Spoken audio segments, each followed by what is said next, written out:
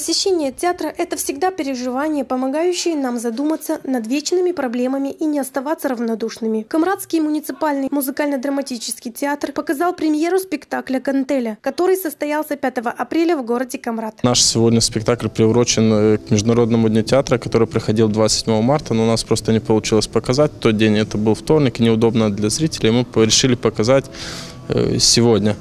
Это пьеса трагикомедия, где люди должны и посмеяться, и, может, даже и поплакать.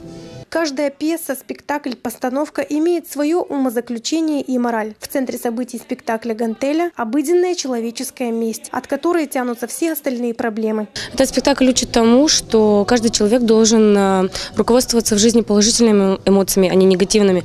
Наш главный герой, он всю жизнь хранил в себе жажду мести, ненависть и злобу на женщину, которая в молодости его предала.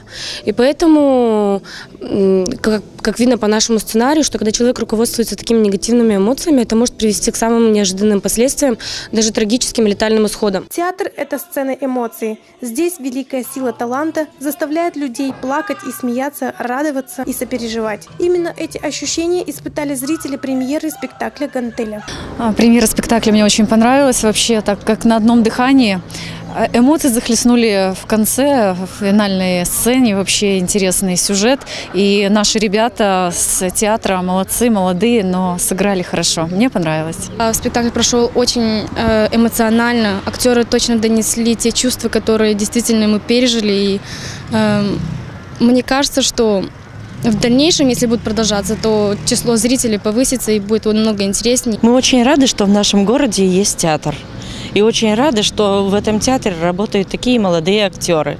Актеры, которые умеют передавать чувства героев, умеют передавать смысл любого произведения. Отчаяние, беззаботность, счастье, печаль – все эти эмоции пронизывают каждого сидящего в зале во время спектакля. И выходя из зала, человек становится чуточку добрее и мудрее. А значит, жизнь наша тоже чуточку станет лучше.